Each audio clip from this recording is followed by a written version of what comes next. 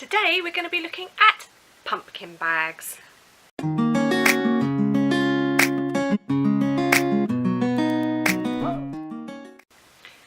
everybody, and welcome back to my channel Kazzalistic, and hi to my new subscribers. Thank you for joining me.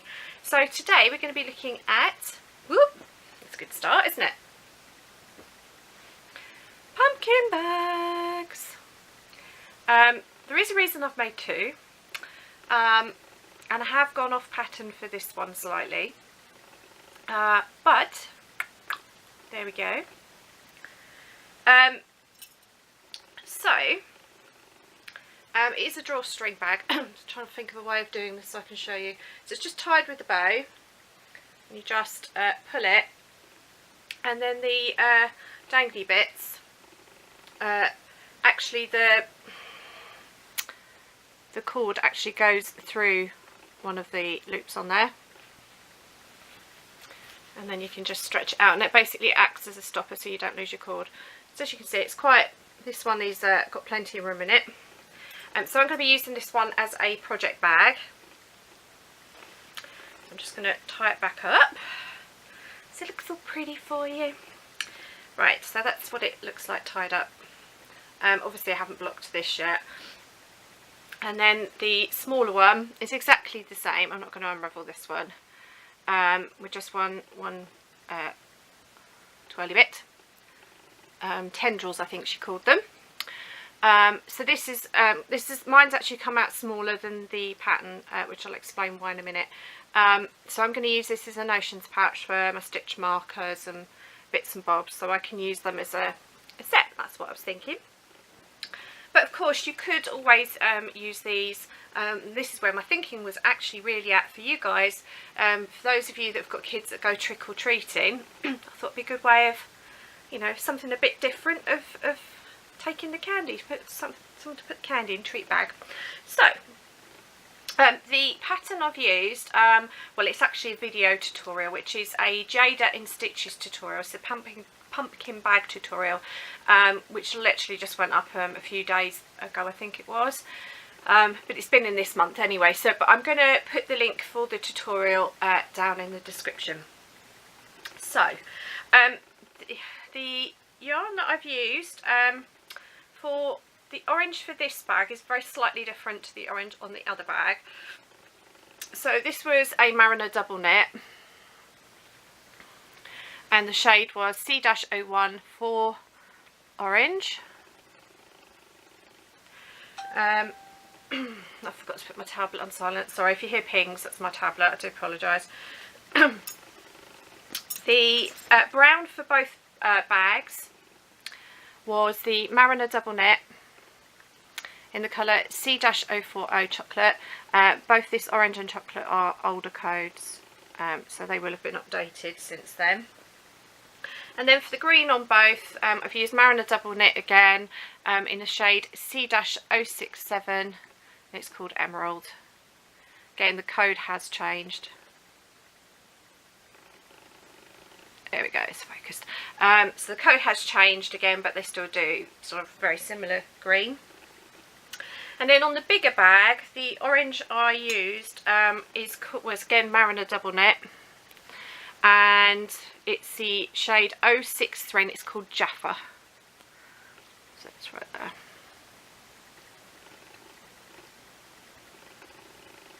There we go.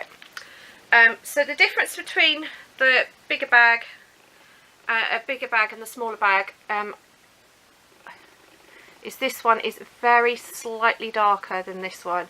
So although they're both orange, they're Mariner double knits, they have actually changed the colour slightly. So this is the newer ones with the newer codes, and that's the older one. So just this one's very slightly darker. So for most of this project, apart from the main orange on this big bag, I've basically used scraps that I had. So how did we make it? So for the smaller bag, I've stuck to Jayda's tutorial exactly as it is. Now I've got to be a little bit careful how much I say, because obviously it's a video tutorial. So you start with a magic ring and you put a set amount of single crochets. This is all in single crochet for the orange part. which is UK double crochets. And then basically for the first few rows you're doing 2 single crochet, 1 single crochet in the first round, then 2 single crochet in 1 stitch, 2 single crochet in the next 2 stitches, following round 2 single crochet in 1 stitch, 3 single crochets in the next, and basically increasing gradually like that. You then just do, when you get to this point, you just single crochet all the way around, 1 in each stitch. So that's quite simple. Then when you get to this point, you're basically doing, I think it was half double crochets if I remember right, and you're doing 3 half double crochets, chain 1, skip 1 stitch, 3 double crochets, and you go like that all the way around and fasten off. Then you add your brown and you do 2 single crochets in the first chain space, and then 1 single crochet in the first stitch, which actually hangs over the chain space, and then in each stitch along, and then 1 chain, that's where you start, and then 1 chain there, and then 1 in the next stitch, which again hangs over for the rest of the round. And you work 3, so basically do that for the first round, and then you have 2 rounds of single crochet. So all the brown is in single crochet. Then for the cord, it's basically just a chain fastened off, which you then weave in and out through the eyelet holes. And then for the tendril, again, you just do a chain and you do 4 single crochets into each stitch, and it makes the twirl. Those of you that remember the pony that I've shown before, these bits were made in exactly the same way. So it's a very quick and easy project. Now mine's come out a lot smaller than Jayda's, because I've used a double knit. I also used a smaller hook. So I used, where my hook's gone? So for this one I used a 5mm hook.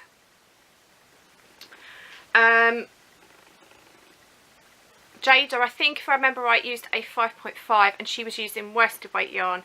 So hers did actually come out a bit bigger, probably more an appropriate size. I was a bit surprised quite how small mine came out. I downsized my hook just to fit the yarn a bit more so it wasn't full of holes. But I think it's cute and it'd be great for storing stitch markers and tape measures and things. So that's that one.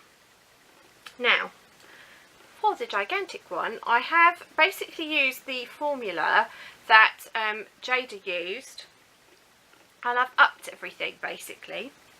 So I used a 6.5mm hook. I used 1 whole 100g ball plus a small amount of a second one, which is, you can see I've got quite a bit left. I've caked this up since I finished with it.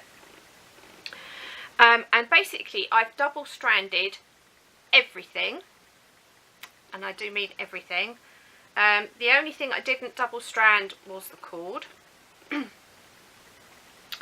I double strand that? I didn't, yeah, I didn't, the green bits I didn't double strand, so I double stranded this and this basically.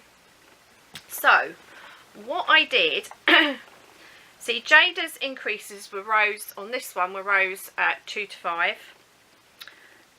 So I started round 1, I started exactly the same way with a magic ring. I'm using 2 strands of yarn to obviously make it thicker, and I did increases on rows 2 to 10 using the same technique as what Jayda did. I then did 1 single crochet in each stitch around from there on in. I had a total of 80 stitches, and I just did single crochet, 1 single crochet in each stitch from rows 11 to 35, and I ended up with 80 stitches. The brown, obviously you do the half double crochet row, which I did in exactly the same way, because Jayda's on the eyelet ended on 40, so I've basically just doubled this by making it 80. So the maths still worked out, and I've basically just still done the eyelets in exactly the same way as I've done this one. The brown is done identical again to the smaller one. The only difference is I've actually done 5 rows of the brown instead of 3, and that's just to make it look a bit more balanced, because it looked a bit too thin for a stalk.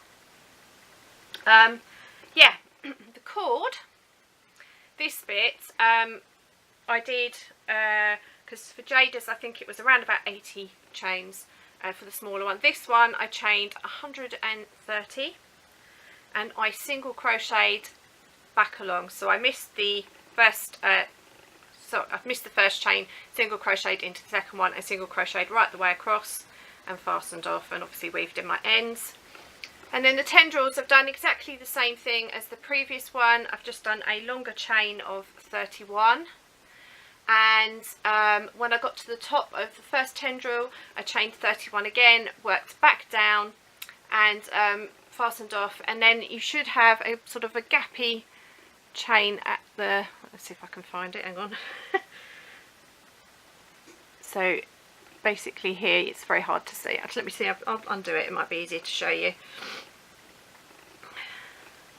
Yeah, so I've did the top chain quite loosely, so you can see there's a big loop there. That's actually a chain stitch. I did it quite loose because my cord was thicker. You feed the cord, you obviously weave your cord through your eyelet holes and you put your cord through that hole. It's exactly the same for the smaller one, and that basically acts as a stopper to just stop it unraveling completely.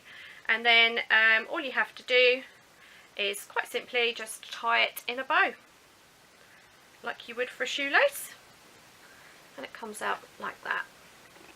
So that's basically it. So it's quite a nice, simple, easy thing.